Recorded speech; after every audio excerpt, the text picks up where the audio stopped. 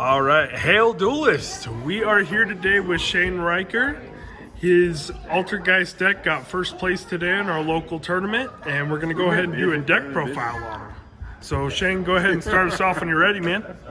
All right, so the Altergeist part of this is actually, it's super standard. It's pretty much mainstream at this point. Nobody really deviates from this.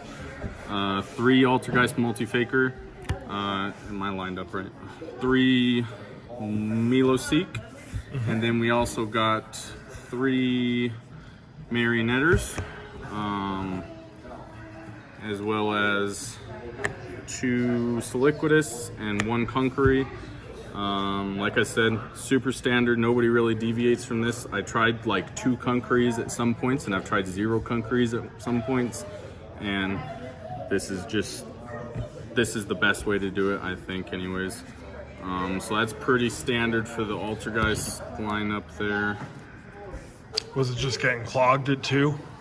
Yeah, like it's not necessarily something that you want to see in your opening hand. You want to search it off of spoofing most of the time before they go into battle phase. And it can be a brick if you open it and, you know, a bunch of traps and no other Altergeist cards or anything like that, then you can't activate the effect and then it sucks. Alright, so then we get into, I run Dark Magician and Red Eyes Black Dragon. You can obviously know it's going to be coming, the extra deck and everything, they're Dragoons. I don't know if I want to do this. I've been going back and forth on it a lot because I draw these a lot. And I've actually gone up to a 43 card deck to try and not draw them and everything. And the reasoning behind that is multi-fakers at 3 and you have so many other ways to search it and everything that a 43 card deck is not horrible. But I see them anyways. So I don't know. Those might not be a thing. And then we get into some of the spice in the deck. I do the Ascendant of Thunder. This is an extender to go into Predaplant Verte Anaconda.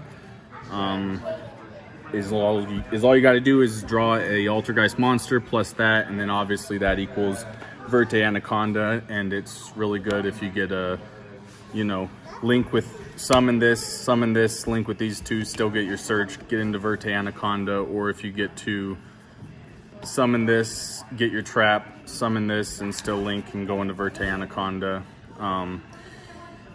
The OCG uses like something of nefariousness, where you have to have a spellcaster out to summon it and stuff, and that's in theory better because this pays 3,000 life points, but there's a reason that I run this over that, and that'll come up later on in the profile.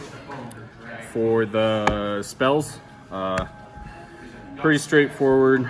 3 Pot of Extravs, it's too good.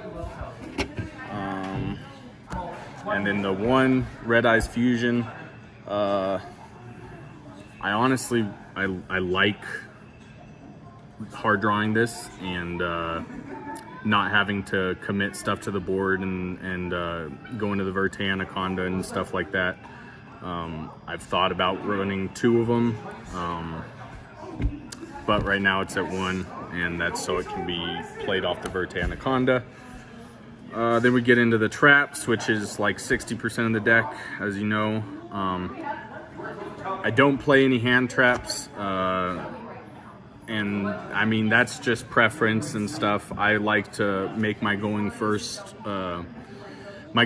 hands as strong as possible and stuff. And I don't like the hand traps interference, and you'll see in the side deck I make up for that. 3 impermanents. Used to be at 2 when multi-faker was at 1, because I didn't. The probabilities was a lot lower then and stuff, and I didn't necessarily think it was a great 3 of. But with multi-faker at 3, it's mandatory now that you should run 3 for the turn 0 faker. personal spoofing, this is like a great card. It's one of my favorite traps. If I see this, and if it doesn't get hit with an Ash or twin twisted or whatever, it increases the probability of you winning by a lot. As well as today, it came up, and it's come up several other times. If you only commit one monster and you know that you're playing against something Mystic Mine related, if you only commit one monster to the board at a time and never go into two, then you can always just spoofing at the end phase and get rid of the mine. So yeah, that's just a really good card. And then we got 3 strikes. It's pretty standard. It's I play 3 strikes and 2 judgment because this is better for going second and breaking going second boards, and this is absolute garbage when you go second. As well as I'm about trying to pay my life for a card that you'll see later on.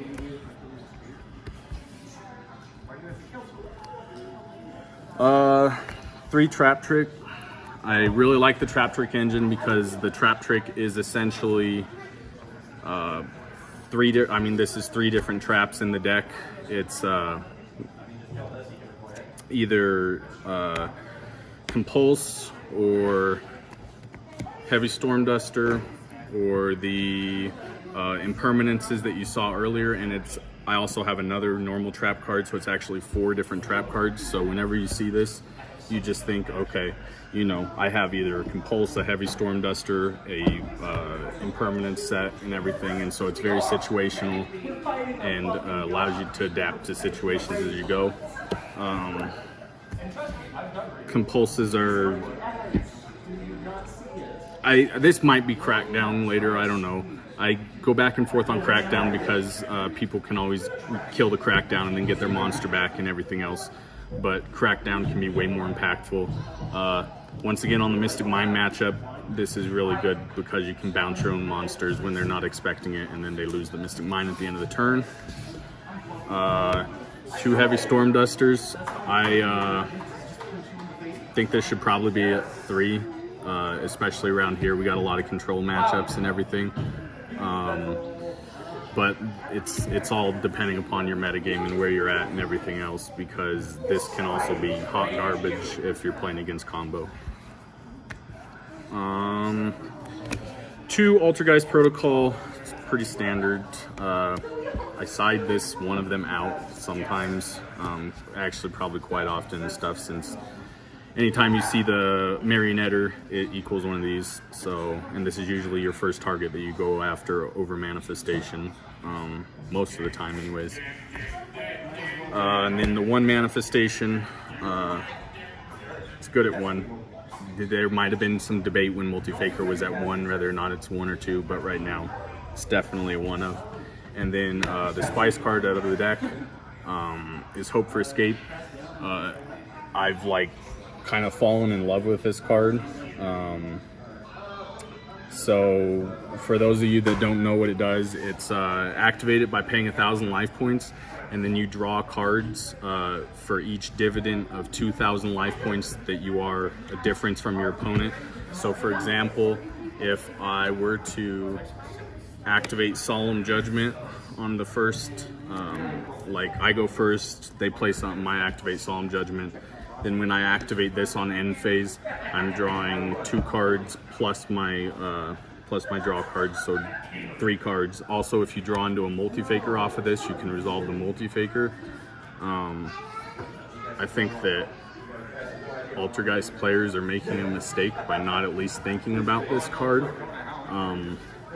It's a really good card, and that's also the card that played into the choice of the Ascendant of Thunder over the Archfiend, whatever, of Nefariousness thing, because I'm about paying life points. So if I pay 3k, I summon this. After I pay the 1,000 to activate this, that's automatically 2 cards. And then you can let damage go through, so you can activate Solemn Judgment and they can swing at you for something like 1,000 or 1,500 or whatever, and you can let 1 attack go through just to get yourself lower, and then you can do like Altergeist, Multi-Faker, and Soliquidus Bounce and Kunkery and stuff to protect yourself after there. Because if you get down to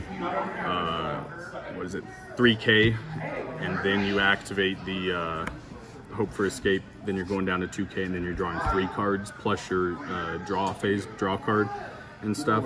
So there's a lot of different ways that you can abuse this in this deck, and so I think it's a really good card. That's all for the main deck. The side deck did not perform well today at all, because I was ready for a lot of combo play, and I had a mission to beat somebody that I lost against last time. And he was playing something else. And anyways, blah, blah, blah. Nibiru, this is a hand trap that I play regardless. So this one's pretty staple for me. And then Lancia, this is something that I shouldn't have played, but it hits a lot of different decks. And my thought process behind this was we have a Burning Abyss like hand loop thing where they go into Norlaris and then they just ditch your whole hand and everything, but they have to banish fairies and fiends. So that's why this was in here. Also dinosaurs it's really strong against, and I mean, you know, I guess Dragon Link sometimes and whatnot. So it's got a lot of different versatility and everything, but it was hot garbage today. DD Crow, again, there's Burning Abyss and Dinosaurs, and those are 2 matchups that I didn't do well against last time, so this is really good for it, and it's really super versatile. Also Golden Lord and Edelich and everything. I know that the deck's kind of evolving past the point to where it only relies off of Golden Boy and stuff, but this is still really good if you draw it against them and banish their dude. Different Dimension Ground. This is probably like the only good side deck call that I made today, and that's because you know, obviously banishes all monsters and it can be trap tricked out. Normally I play a lot bigger trap trick lineup in my side deck and everything, but this is the only other card that I could trap trick out. But it was really good. Played well against several decks today. Drawing a blank on what they were, but it's all right. Evenly matched, pretty standard. I run evenly matched over Lightning Storm because I only have 1 Lightning Storm at the moment, but also even if I had more than one, I'm not just saying this, I would play this over it because battle phase is not terribly important in Altergeist matchup. The only thing that's important with that would be Miloseek, being able to swing and get rid of a card that's really problem. But obviously I think this is better because you can proc Multi-Faker's effect off of it, and you can't do that off Lightning Storm and everything else. You might consider this in Lightning Storm, but that's that. And then 2 Waking the Dragons. I really like this card because, I mean, it goes in and out of the deck for me. I let people forget that I'm running it, and then I put it back in and stuff. But when people are expecting it, they will just avoid popping your back rows like the plague. And that in itself can be an advantage, but I've won quite a few games off of this, not specifically today, but it's a really good card in my opinion. People are running so much back row hate between Storm Duster and Lightning Storm, and I don't have to be the one to tell you guys that you can trap trick it out. If somebody activates Storm, then you can trap trick it, set it, blow it up, blah blah blah.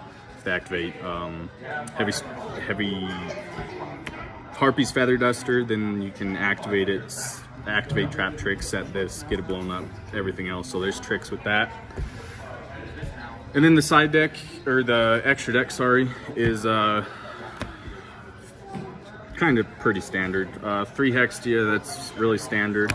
2 Anaconda, you have to run 2 because of extravagance. I run 2 Link Haribo and 1 of these guys.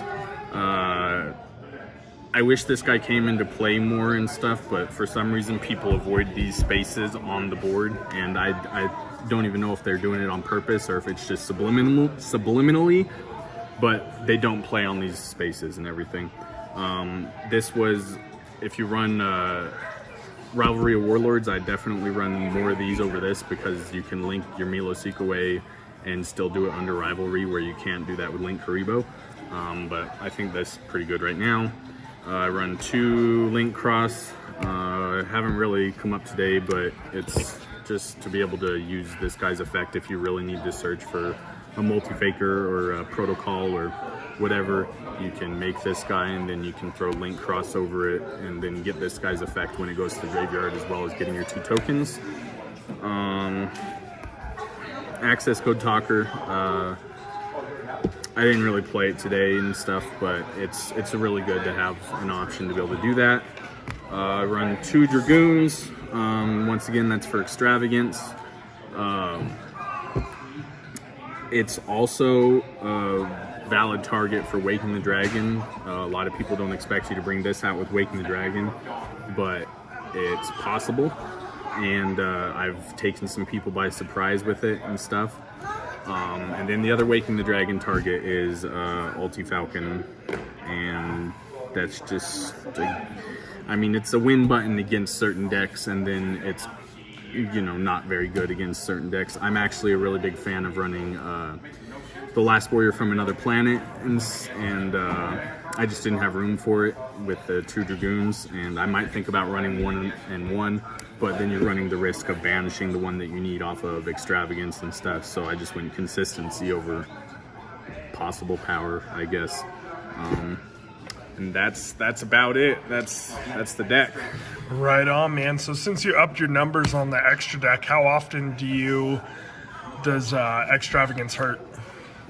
Does it hurt less? It didn't. So far today, it didn't hurt at all. I was being super silly or had a lot of hubris. Didn't think that it was gonna hit it a lot of times, and I used to just run 1 Dragoons and stuff. Also, I only had 1 at the moment, but that's bad. Don't do that. Don't be a bad player. When you banish it off of Extravagance, it sucks. And so yeah, it never really came up today and stuff where they banish 2 or 2, but if it does, then it does, and then, you know, you have 3 bricks instead of 2. You have the Red Eyes Dark Magician and the Red Eyes Fusion if you draw, or if they banish, you know, Heck yeah. all of them at the same time. Heck yeah. And Hope for Escape, what's the most amount of cards you've been able to get? 3. I'd say most of the time it's 2, because most of the time I activate it on the end phase after a Judgment. But I've done 3 several times. Like I said, I've activated the Judgment, and then I've let them swing in for something that was either 1,000 or more, and then gone on to do my multi-faker plays to stop their battle phase, but just take that damage intentionally to be able to draw more cards and everything. So I've drawn 3, but most standard is 2, and then every so often it's just 1 card, and then at that point, you know, it's not that great. But a trap card that lets you draw 2 or 3, in my opinion, is super good. Heck yeah, absolutely. Shane, last question for you today, man. What made you decide to start playing Yu-Gi-Oh? I know you've been playing for a while. Yeah, I played Pokemon for a long time. I shouldn't say I played Pokemon. I collected Pokemon for a long time, and then it had that really big boom, and then it kind of fell out where everybody just stopped doing Pokemon stuff, and I used to go to a card shop that used to do Pokemon, and then they stopped doing that, and then Yu-Gi-Oh became a thing, and so I just kind of converted over to Yu-Gi-Oh. If Pokemon had been as popular as it is and was throughout its history, then I might not be playing Yu-Gi-Oh today, honestly. But that's the main reason that I started, and the reason I've continued is because it keeps me out of trouble, and it's become just a super, super fun game, and Yeah, you did it too. and yeah. So I have an audience member question. So Shane, aside from winning local tournaments, what is your day job? My day job is I'm a Yu-Gi-Oh vendor, so about the best day job you can have in the world. Okay. You're on TCG Player, right? Yeah, I'm TCG Player. It's 307 cards. I appreciate the plug there, Mr. Rico. 307 cards, and I sell all kinds of singles, and my inventory is all mapped out there. And also, if there's something that you don't see, you're more than welcome to contact me and everything. And I have a lot of stuff that I don't have inventoried on TCG Player, but I'm on TCG Player. Once again, 307 cards. Right on, Shane. Well, thank you for that super spicy deck profile. This is Chris with Team Knights of the Hub signing out.